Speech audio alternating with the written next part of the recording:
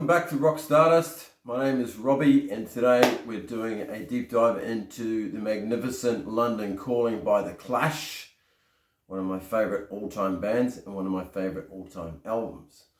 So this is a fun one to do, and we'll be kicking it off by going through, there's the four sides. That's how I'm going to break it down. And we're going to look at personal favourite tracks on each of those sides, and the material and what I think is strongest, and just how it all sort of played out. But kicking it off, so there's the album title, there's the cover, magnificent cover, Paul Simon in there smashing the bass, how awesome. And that's the back. As you can see on the back there's the four, side 1, side 2, 3 and 4. All right, so we'll kick it off with side 1, and side 1 kicks off with the brilliant London Calling, which is epic. That song absolutely grooves, man. That is outstanding, and it's got the tricky chords at the start. Hardly anyone can play it properly. All right, so there's a bit of trickery going on there with the chords. Mick Jones genius. So it's not A minor C like people think. It's not. It's the A minor is like an inverted chord, and it's without going into too much detail, it's almost like an F, but it gives a incredible dynamic edge to it. So your ears are attracted to it. Yeah, it's a little different. It's got that awesome bass from Paul Simon, and it just grooves, with that feel from Top of Heaton and those amazing lyrics from Joe Strummer. So that is a brilliant way to open, side 1. And obviously Brand New Cadillac. Hey, what a cool track. Brilliant. That down, down, down, down, down, down, down, down. Bo Diddley style, who they did tour with, guitar from Mick Jones. Great vocal from Joe Strummer. And that was the originally a Vince Taylor song, who I covered off, Bowie, was inspired for his alter ego Ziggy Stardust. One of the key inspirations was this guy, Vince Taylor, who's a bit of a rockabilly legend, pretty crazy dude. And then you go into Jimmy Jazz, cool, bluesy. Please come looking for Jimmy Jazz. I said he ain't here, but he sure went by. Oh, you're looking for Jimmy Jazz. Brilliant. Very cool. I like the guitar take on that as well. Hateful. I always loved Hateful. I think it's a great song. Powerful. Very punky. It's got this interesting open chord in it too, which kind of breaks up the rhythm guitar. It gives it a certain feel. Unique quality. Definitely a real great, punk song with a lot of feeling. And then we cap off with Rudy Can't Fail, one of my absolute favourite Clash songs. It's fantastic.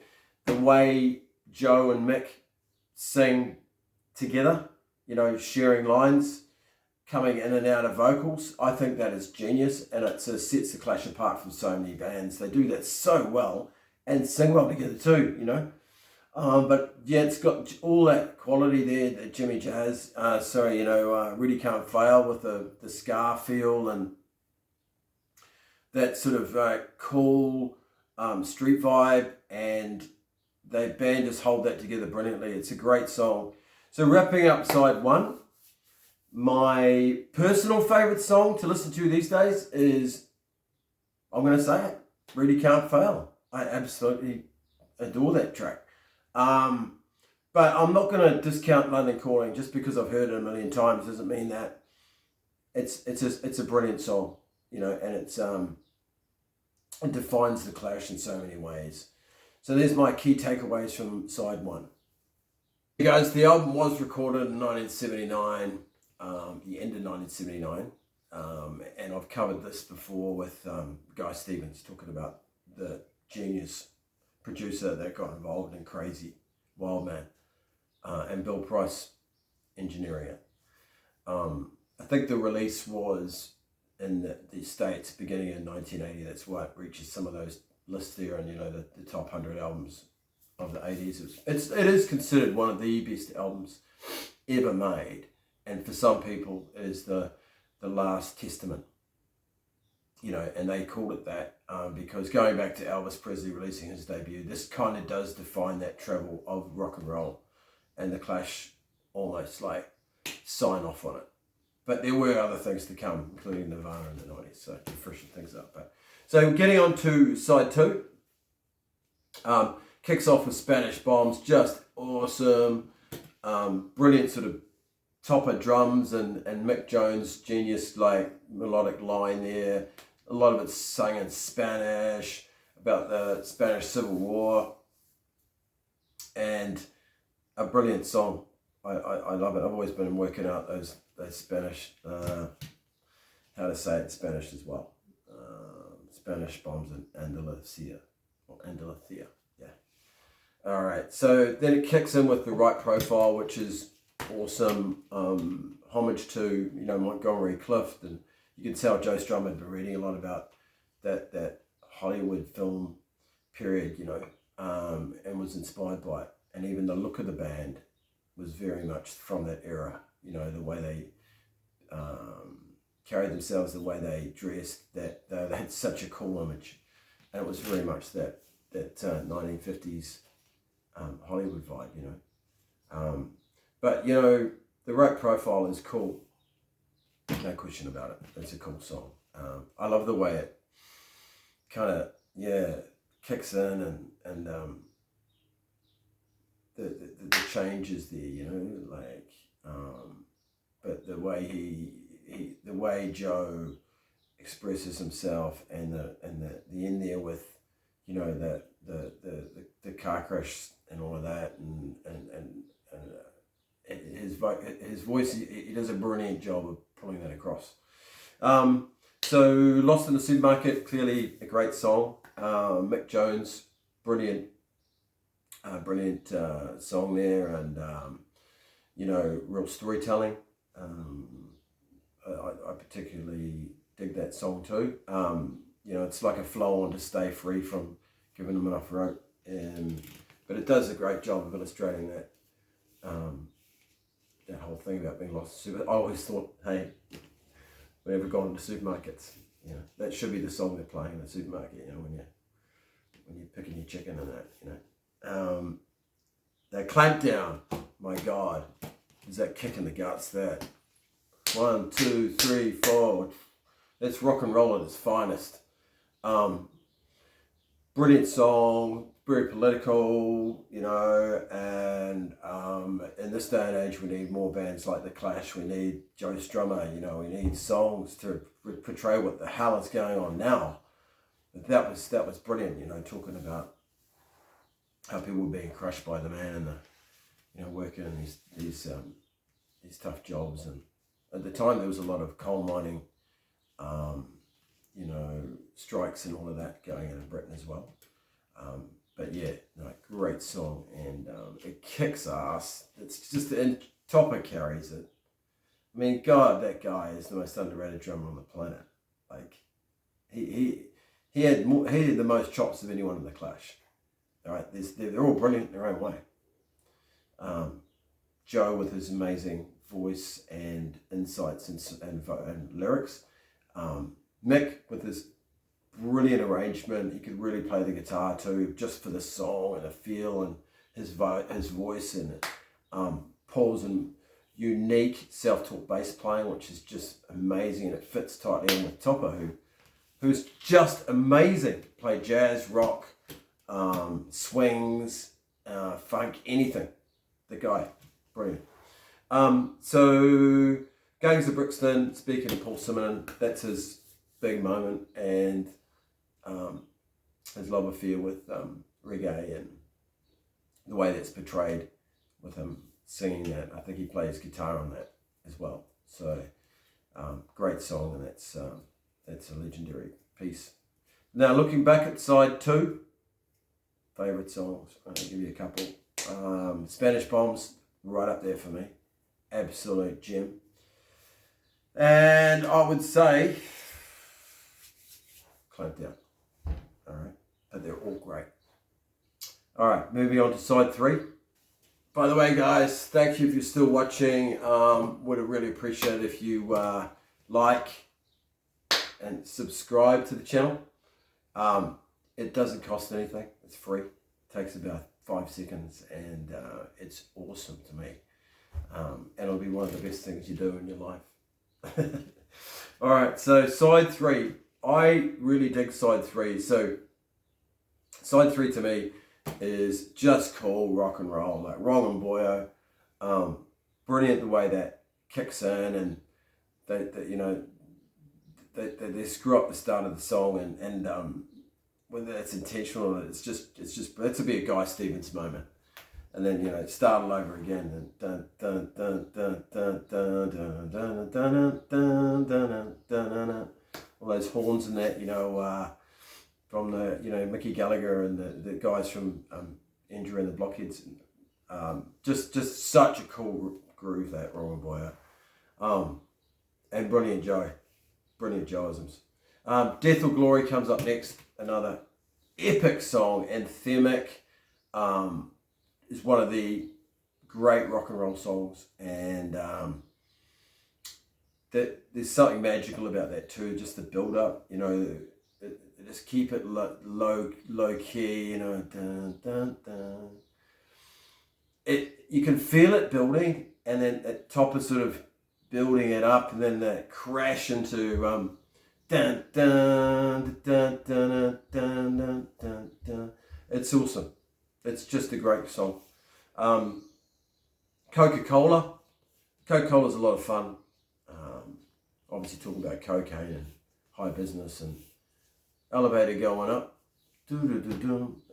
It's another classic, and it fits the album really well. And then we go into the card sheet, which is just Phil Spector-like, that beautiful piano at the start. Dun, dun, dun, dun, dun, dun, dun. That right on the money there, Topper on the drums as well. It's got a awesome production. I don't know how they did that. It's just stunning. I don't know whether Guy Stevens pouring wine into the piano helped or, but jeez, man, that is some song, and it's a great vocal from Mick Jones as well. Great storytelling, very passionate, very emotional, lovely, great song. So that's side 3, my review of those 4 tracks. My favourite is a toss between the card sheet and Death or Glory. Swings either way, but the others are great too, Wrong Boy and Coca-Cola, but those 2 really stand out to me, and they are brilliant songs. And if we do this exercise and just have the couple of these key tracks, imagine it as one album. Just think of that, but even though it's as great as it is. So, by the way, guys, I'm going to do side 4 now. So look forward to this one. This is to close the album out, all right? So side 4. Here we go. This is a great side. It's an understated side. It's got some of my favorite tracks on here, deep tracks, and it kicks off with Lovers Rock. Oh my God, that's amazing. Some of Mick Taylor's, Mick Taylor. No, he's not quite in that sort of bluesy old Mick Jones, but he won't mind me saying that though. He's comparing to Mick Taylor, but no, his playing on this is great. It's some really cool blues. It's a bit of tongue in cheek. It's a fun song. It lightens up the album a bit, and it's just cool. It's just super cool. And I think what's cool about Lovers Rock too is the way it goes into the next track, which is Four Horsemen. And Four Horsemen is an underrated gem. It's one of my favorite deep tracks of the Clash. It's okay. So you look at this song, right? So it's 1, 2, 1, 2, 3, 4, ding. So then you got a Hard Day's Night weird chord at the start, right? I don't even know how to play it. I haven't figured it out yet.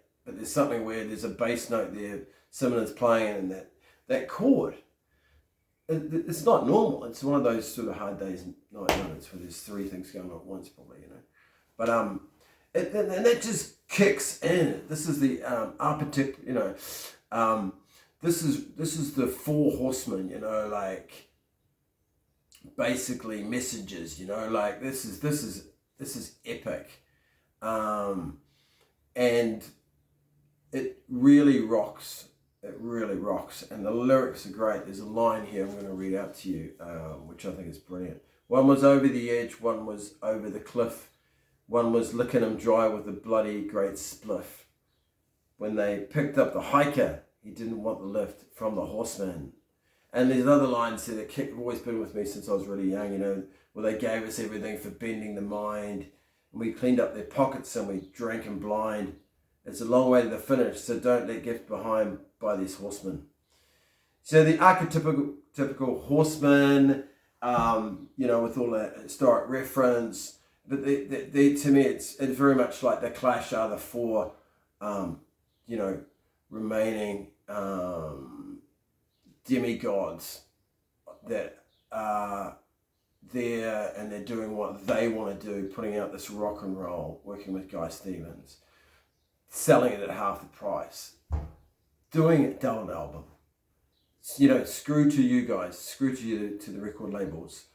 We're doing it our way, and they're like cowboys on horseback.